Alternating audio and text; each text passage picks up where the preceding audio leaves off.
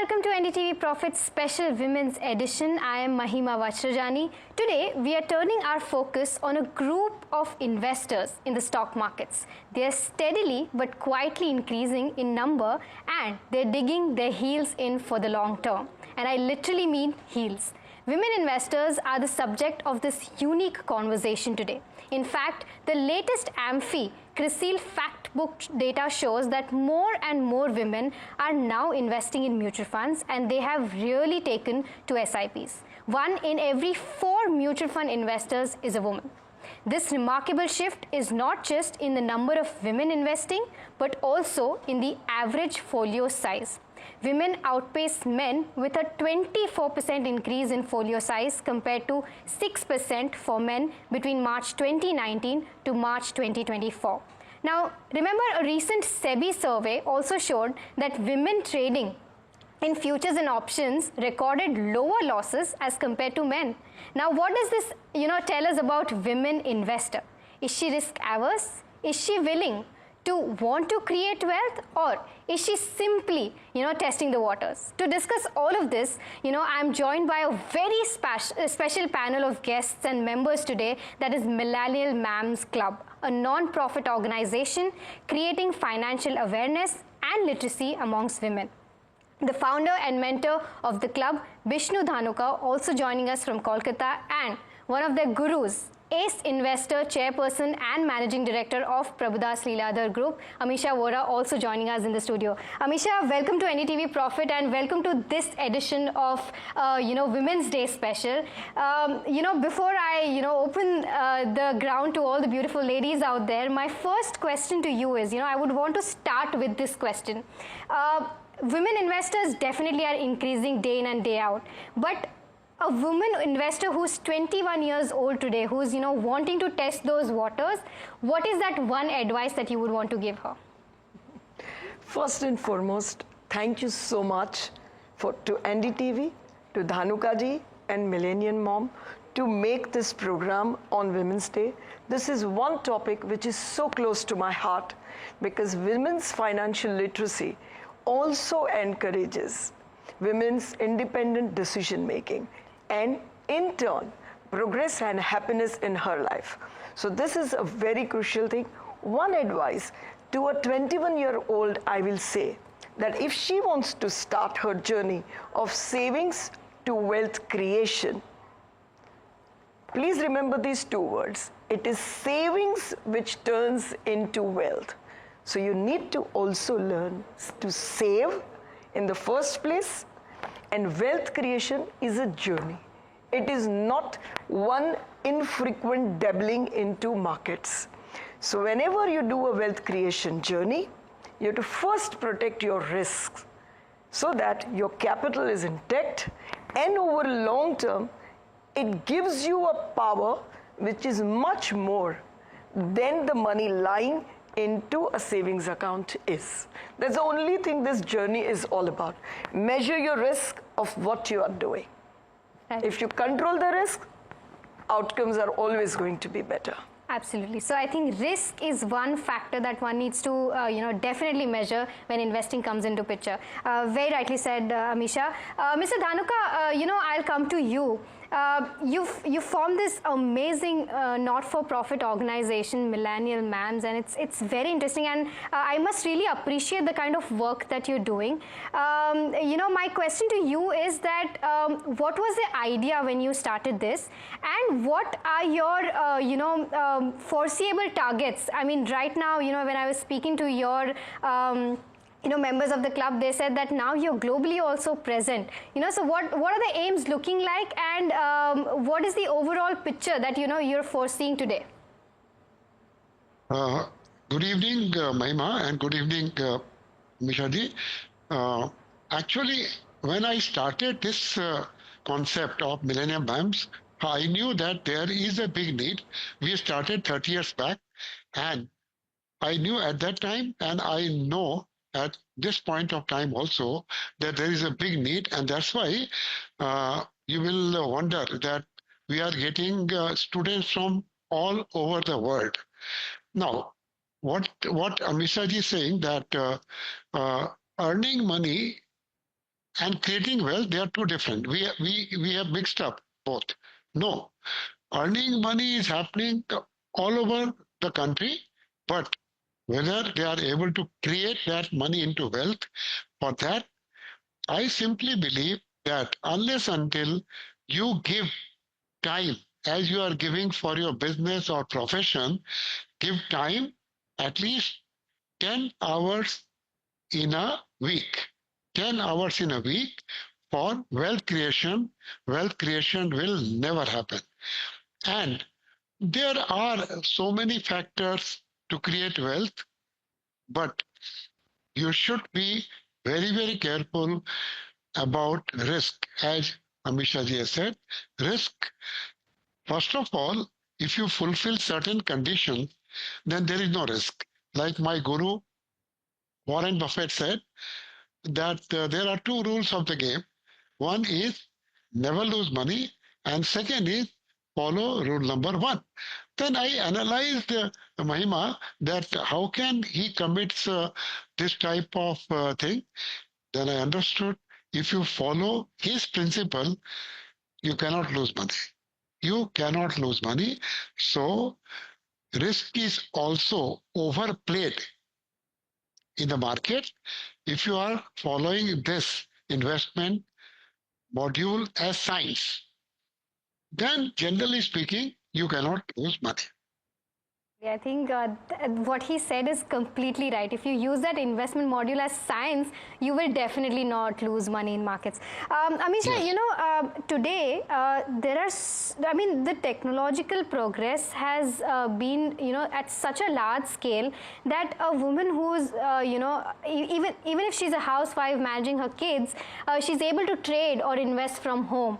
I want you to, address those women out there, who can benefit from these technological advancements, and what would your advice be to these women? So I think one thing which is very important, and which is what Dhanuka ji also emphasized, that for earning money, you invest your full day. So to make that money grow, also you have to invest some time. If you agree to this principle, then what happens is, man is busy earning money typically. If the two are not, both are not working, then women can very well invest this time to grow the understanding of markets. And as a first step, we also need to understand what is speculation, what is investments. That concept I don't think is clear. Anything hearsay which you have not understood, even if it is investments with full amount, is speculation.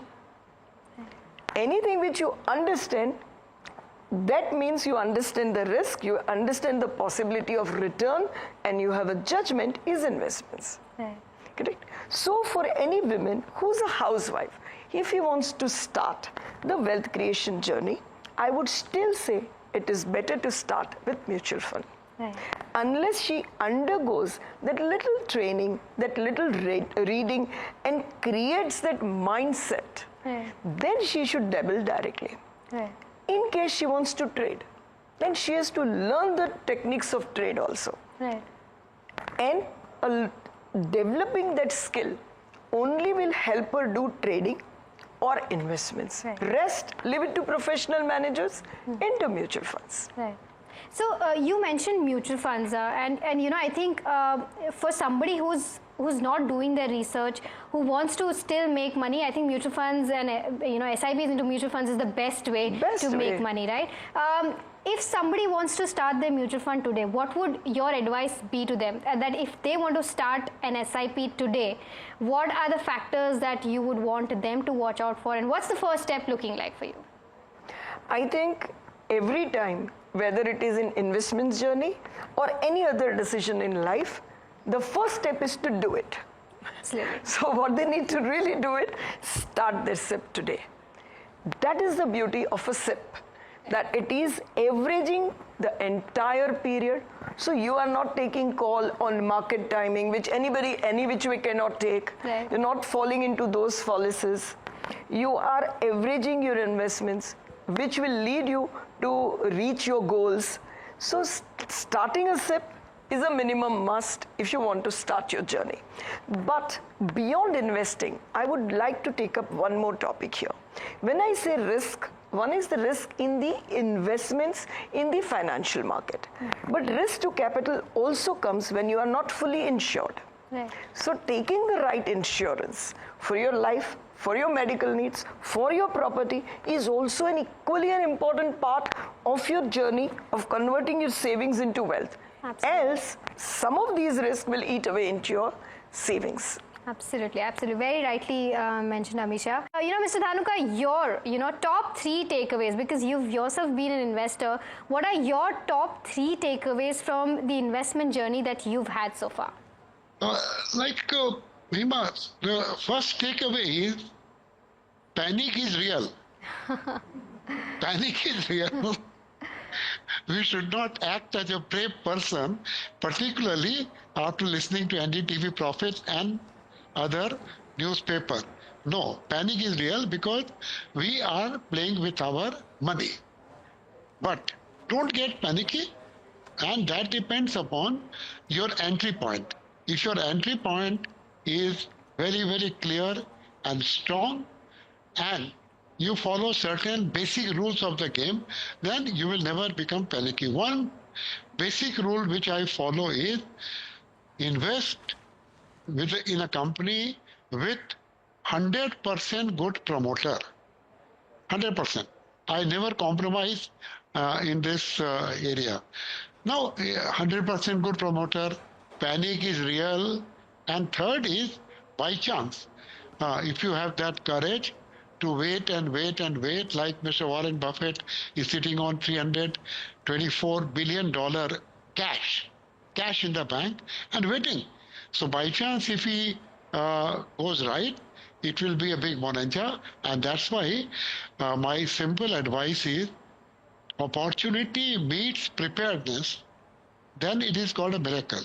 Opportunity will come. You don't need to create that opportunity, but you should be prepared in 2 ways. One is bank balance, and second is your intellectual balance.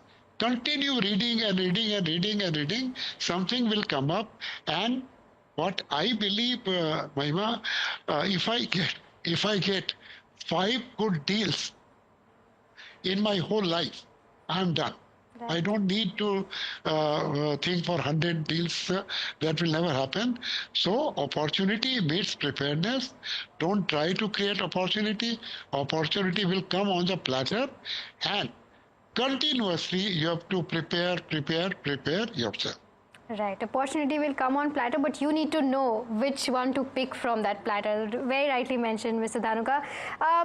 Before I move on to the ladies, sitting in our studio, Amisha, one last question. I asked him his top 3 takeaways, but for you, because today's generation is the shortcut generation, one investment mantra that never fails for you. So I have believed, of course, in quality, but quality and growth. That combination, I think, never fails. Because a number of times only quality stagnates so much that only the very deep understanding investor can stand by that sideways move. But when it is combined, quality and growth, it meets your portfolio requirement really well. Now, we've also got, 10 members, beautiful members out there who are themselves also investors and are members of Millennium Mams. One by one, I'll ask them questions regarding their investment journey and how they have started their growth with Millennium Mams, and I'll also give them opportunities to, ask both of you questions, whatever questions they have today. I'll start with Nidhi, you first. Nidhi, he mentioned a lot of quotes and learnings from Warren Buffett. What has inspired you, when it comes to learnings from Warren Buffett? So, Sir's taught us a lot, Mr. Dhanuka, regarding Buffett's teachings, and we've been reading a lot of his books and even the letters to shareholders, he's written. And I think one thing that stands out is to stay away from noise. Living in Mumbai, it's not always easy, but obviously reading spending some time reading and learning, that helps. So staying away from noise, and also you can't really predict what is unpredictable, which is the market. So, it's okay to stay back, be cautious, and see what's going on. Right. Stay away from the noise. As she lightly mentioned, in Mumbai it is not possible. But Amisha, if you can, try to break that down for us, for our audience. Stay away from noise. How does one stay away from that noise? Because there is a lot of inflow coming in from everywhere, and how does one filter that out? So noise in financial markets, and particularly if we take equity market, means that when a lot of stocks are moving up daily and your friend says, I made this money, your other friend says, I made so much money, you invest here, this is what is going to happen, that is what is going to happen, all that, and otherwise, when the chips are down, they take it down to another level. Right. Either ways is a noise. Right. So what is not noise?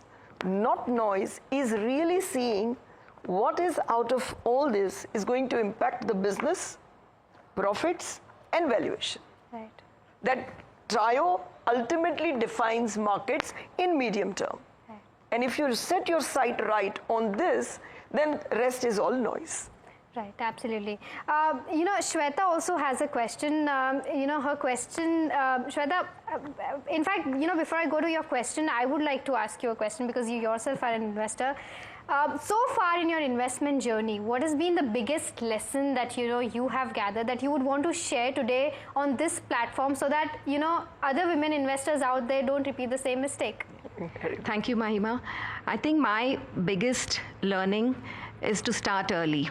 I was not lucky enough to start as early as 11 as Warren Buffett or even later. But one message to all women watching this show, we have to start early so that we all can live to see the power of compounding of our investments. So that's one of my biggest learnings in my journey. Absolutely. I think that is a learning that everybody should consider. And that is why, that's the probably, the message that we're trying to, get you through this show that, as a women investor, as anybody out there, start as early as possible because compounding otherwise won't work in your favor if you I'll just add, without you asking. No, definitely. I just became a grandma. Okay. And to my granddaughter, I gifted investments. Perfect. Without buying anything else, I said, let me just plan from day zero her investments. Absolutely. And that's the perfect gift that you can Correct. That's the ultimate power of compounding unfolding. Absolutely. Arshia, I'll come to you. You have a question for our gurus out there. What's your question and whom is your question directed to? Yeah, hi. Hi, Amisha. My question is directed to you. I would like to ask, in such current volatile times, the PSU banks and the oil and gas, they are underperforming. So what would be a contrarian approach in such times for investments, if we have to look at it? No, I wouldn't say a contrarian approach. I think the underlying principles of investments still remains good management, defined in so many ways, good growth at good valuation, right? So when it comes to oil and gas also there are many parts to it, but that business thoroughly is a commodity business. So you cannot make a compounding out of a commodity business anyways. When it comes to PSU banks, when you are extremely undervalued, say at 0.3 price to book, 0.5 price to book, yes, you will go to a slightly better, say 1.1 price to book. But their ROA, their ROE can typically always be lagging the private sector, which is faster in decision making, better in decision making.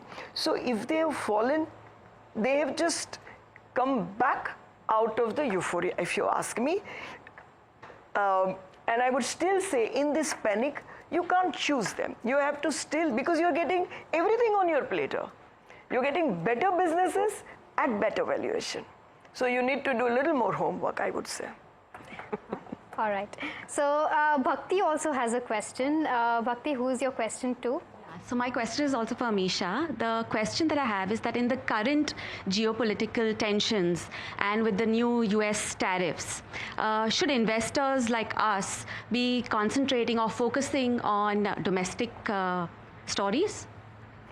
Certainly. See, what markets are exhibiting right now is what we understand, or I believe, is that first a little bit of derating started happening. Then the economic slowdown, because re-rating of the markets were extremely heavy with huge new savings and investors coming in. Then little bit of economic slowdown. Now what market is facing at this juncture is even profits going to derate with the tariff structure. Tariff structure can possibly disturb your exports or bring competition through imports. Correct? So it can impact either side. But safer haven, yes, could be domestic consumption, but even that will require a little more deeper study as to how that segment is protected. One fillip which has definitely come is almost 1.5 crore people will have something like 50, 70, 80,000 rupees in their hand, which will definitely go into some form of consumption. And markets have just not paid any attention, and they are into complete reeling due to global geopolitical or other factors. Yeah. So I think coming few quarters, we will start seeing that stability in our domestic demand. So that's the focus to look at. Thank you. Krishma, what's the question that you would want to ask our gurus? Thank you, Mahima. So my question is directed towards you. So shifting gears from unorganized to organized sectors, how will the logistics and warehousing growth in India help Viksit Bharat? You're asking me, Krishna? Yes, I'm asking you. I am a big fan of businesses moving from unorganized to organized sector, and we have got the best example of Titan. They have taken the maximum advantage of this. And my takeaway from what you are asking is definitely logistic and warehouse will be the next big story from unorganized to organized, because as our Prime Minister also mentioned, that we have to reduce our logistic cost if we want to succeed in export. So a lot of things are happening in this area. Maybe there are very few listed companies in this area, but this will happen in a very, very big way. All right. So, all right. I'll just add here a couple of things. Yeah. So when you talk about logistics, that forms a very important part of the cost structure. It is between 8 to 10% typically of any business. And as you crunch that and make it globally compatible, globally comparable, your export competitiveness improves. So we are working not only on our ports, on our loading, unloading days, in our container freight stations. So this is also the chain which comes very handy, and automation and digitization of that. And I had done one podcast, so I know that India, in terms of port operating time, now is almost close to Singapore and Malaysia, which is a great achievement. Coming back to your question, you know, how this can impact the investment opportunity, I would say that anything which falls into this chain, whether it is a container freight station or something, their income model typically is rent.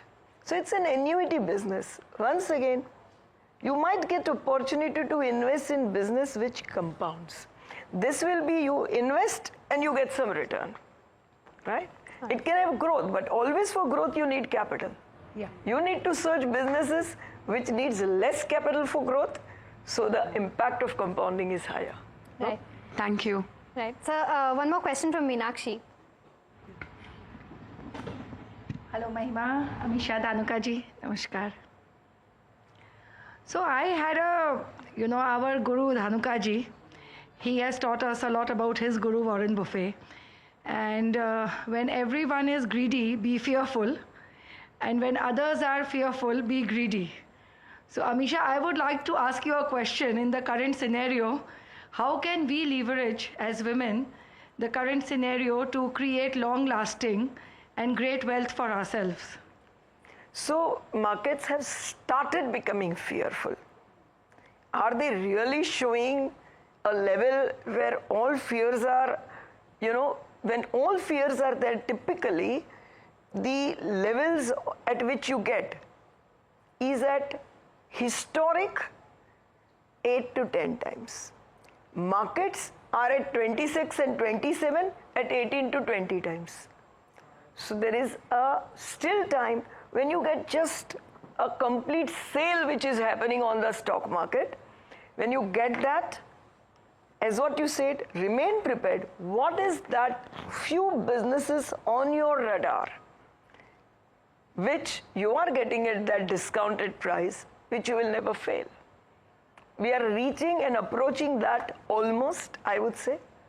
Are we there yet? I don't think so. That's the best way to, end this conversation. Thank you so much, Amisha, Mr. Dhanuka, and all of you, all Millennium Mams out there. Thank you so much for taking our time and, giving us all those insights at NDTV Profit.